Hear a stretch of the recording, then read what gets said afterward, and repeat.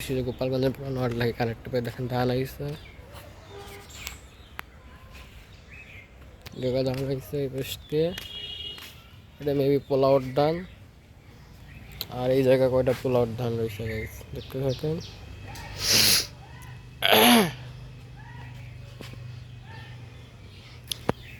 পোলাওর ধান রয়েছে আরো বইতে, মানে মেবি রয়েছে আর ওই যে হাঁস মুরগি। আর গাইস আমি এখন যাচ্ছি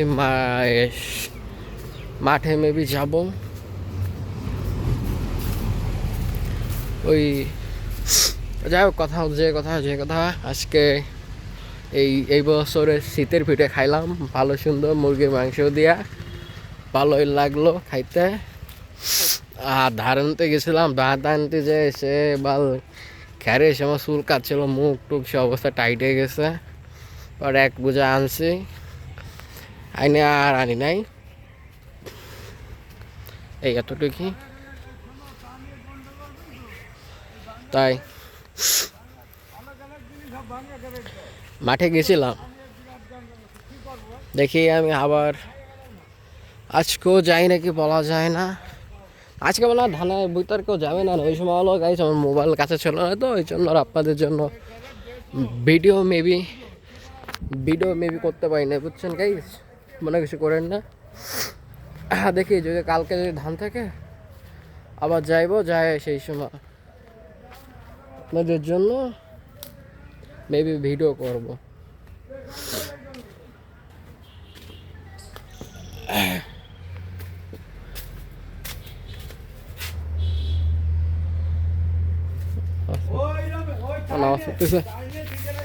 আমি শুনতাম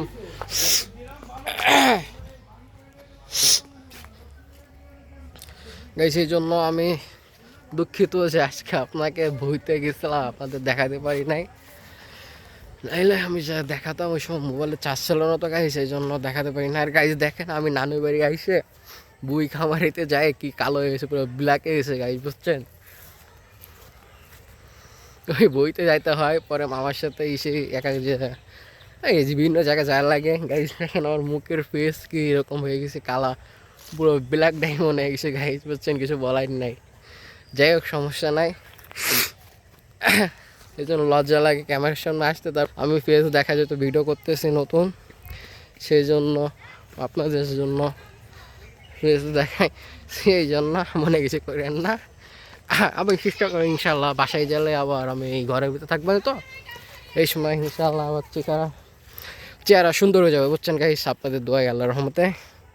তো সমস্যা না ভাই, আমি তো ছেলে মানুষ, আমার ওর চেহারার পর কোনো ব্যাপার না।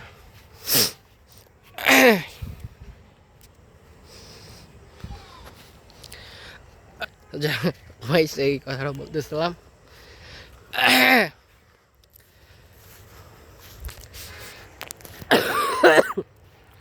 আর গাইস এই বছর কে কে শীতের পিঠা খাইছেন আমাকে কমেন্ট করেন, আমি দেখতে চাই যে কে কে এই বছর শীতের পিঠে খাইছে।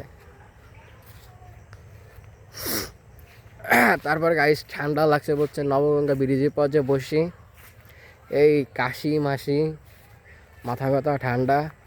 তারপর কালকে ভয় পেলাম, মেবি আজকে হুজুরদের ঝাড়ালাম, তুলসী হুজুরদের ঝাড়ালাম যে ভয় পেয়েছিস বলে।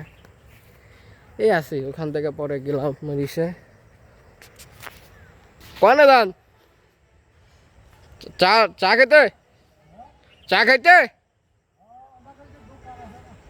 কিসের দোকান? ও ব্যানার ব্যাটারি, ও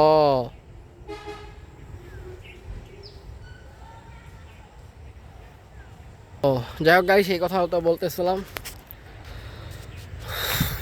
গাইস আমাকে কেমন লাগতেছে আপনারা বলেন, আমার কাছে তো নিজের কাছে নিজেকে খারাপ লাগতেছে যে কি ওটা কালো হয়ে গেলাম। যাক গাইস পরে হুজুরের কাছে যায়া হুজুরিদের ঝাড়ালাম, ঝাড়াইতে মনে করেন এখন আল্লাহর রহমতে হুজুর মেবি একটা তাবিজ দিয়েছে আমাকে, তাবিজটা লাগাতে হবে হাতে, এখনো লাগাই নাই, মেবি লাগালে ভালো সুন্দর লাগবে মেবি দেখতে।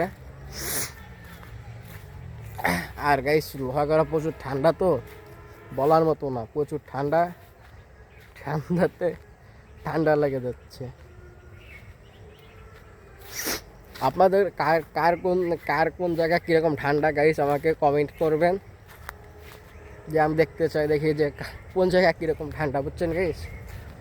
আমাকে কমেন্টে সব জানাবেন যে কোন জায়গা কীরকম।